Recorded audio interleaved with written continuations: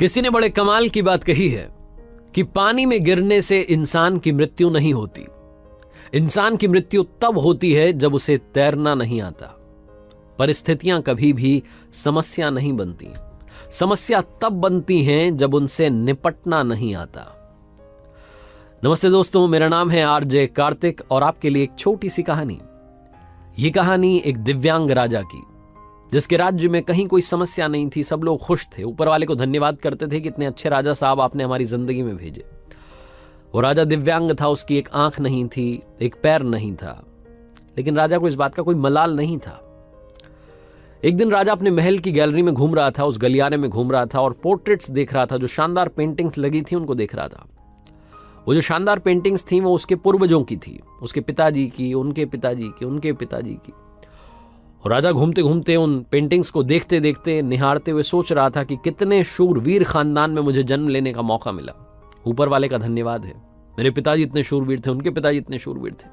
वो देखता चला जा रहा था और जब आखिरी पेंटिंग को देखा और उसके बाद में खाली जगह को देखा तो चिंता में पड़ गया। उसे मालूम था कि अब यहां पर जो पेंटिंग लगेगी वो उसकी लगेगी। इस बात की चिंता नहीं थी कि वो मरने वाला है या मर जाएगा, मरना तो सबको है। चिंता इस बात की थी कि वहां जो पेंटिंग लगेगी वो कैसी लगेगी। राजा सोचने लगा कि मेरी एक आंख नहीं है, एक पैर नहीं है, इस गलियारे में इतनी शानदार पेंटिंग्स लगी हैं, मेरी वाली सबसे खराब लगेगी, सबसे भद्दी लगेगी। उसके अंदर ही अंदर चिंता होने लगी। तो राजा ने सोचा कि मेरे मरने के बाद में ना जाने कैसी पेंटिंग बने।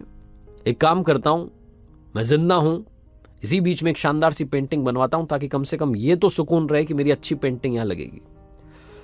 तो उस राज्य में ऐलान करवा दिया गया, पेंटर्स को न्योता दिया गया कि आप आइए और राजा साहब की तस्वीर बनाइए। शानदार तस्वीर बनाएंगे, शानदार इनाम मिलेगा। पेंटर्स आए, उन्हें मालूम था कि शानदार बनेगी तो शानदार इनाम मिलेगा, लेकिन शानदार बनेगी कैसे? राजा की एक आंख नहीं है, एक पैर नहीं है, ऐसे राजा की क्या तस्वीर बनेगी? और पेंटर सोच रहे थे कि इनाम की बात छोड़िए, अगर खराब बन गई, राजा गुस्सा हो गया तो सजा मिलेगी। इसलिए बड़े बड़े चित्रकार भी आगे नहीं आए, हानि भरी। तभी एक लड़का था, उसने बोला कि राजा साहब, मैं आपकी पेंटिंग बनाना चाहता हूं, मुझे 24 घंटे का वक्त दीजिए। बड़े बड़े पेंटर आश्चर्य में पड़ गए कि लड़का क्या चाहता है, मतलब फांसी पर लटकना चाहता है, राजा को गुस्सा दिलाना चाहता है, क्या पेंटिंग बनाएगा? राजा को भरोसा था, उसने बोला कि ठीक है, आप बना करके लाइए। अगले दिन वो लड़का पेंटिंग बना करके लाने वाला था। दरबार भर चुका था, दूर दूर से लोग आए हुए थे देखने के लिए कि लड़का क्या पेंटिंग बना करके लाएगा। और लड़का जब वो पेंटिंग बना करके लाया राजा की, तो हर कोई ताली बजाने लगा, सीटी बजाने लगा। राजा ने जब वो पेंटिंग देखी तो खुश हो गया। राजा ने सोचा कि वाह, मतलब इससे अच्छी पेंटिंग तो उस गलियारे में नहीं है, ये अब तक की सर्वश्रेष्ठ है। राजा ने उस लड़के को बड़ा इनाम दिया। आप सोच रहे होंगे लड़के ने उस राजा की जिसकी एक आंख नहीं थी, एक पैर नहीं था, उसकी क्या पेंटिंग बनाई होगी? उस लड़के ने राजा को एक घोड़े पर सवार दिखाया। एक साइड से वो तस्वीर थी जिसमें एक पैर दिख रहा था, राजा तीरंदाजी कर रहा था, निशाना साध रहा था। और जब निशाना साधते हैं तो एक आंख बंद हो जाती है, एक आंख बंद थी, वही वाली आंख बंद थी जो राजा की नहीं थी।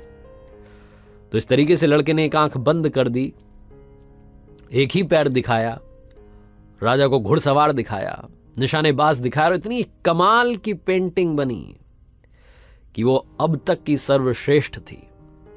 उस लड़के के सामने भी चुनौती थी, संकट था, लेकिन उसने सकारात्मकता का साथ नहीं छोड़ा, पॉजिटिविटी का साथ नहीं छोड़ा। जिंदगी में चाहे जो संकट आ जाए, एक वैक्सीन की डोज हमेशा लगा करके चलिएगा। इसे पॉजिटिविटी की वैक्सीन कहते हैं और इसकी डोज रोजाना लगानी जरूरी है। जिंदगी में चाहे जिस मुकाम पर आप हों, जिस संकट में आप फंस जाएं, जिस भी स्थिति में आप हों, अगर आपने पॉजिटिविटी की वैक्सीन लगा रखी है तो यकीन मानिए आप उस संकट से बाहर निकल आएंगे। बस आपसे इतना सा कहना चाहता हूं कि जिंदगी में उम्मीद का साथ मत छोड़िएगा, क्योंकि जिसने उम्मीद का साथ छोड़ दिया, जिंदगी उसका साथ छोड़ देती है। हर पल सकारात्मक रहिए, खुश रहिए, प्रसन्न रहिए, ऊपर वाले के आशीर्वाद के साथ, अपनों के प्यार के साथ और अपनी अच्छी और सच्ची मेहनत के साथ कर दिखाओ कुछ ऐसा कि दुनिया करना चाहे आपके जैसा। याद रखिए, हर सोमवार सुबह 9:30 बजे मेरे साथ देखिए मेरे सोशल मीडिया हैंडल्स पर एक नई कहानी।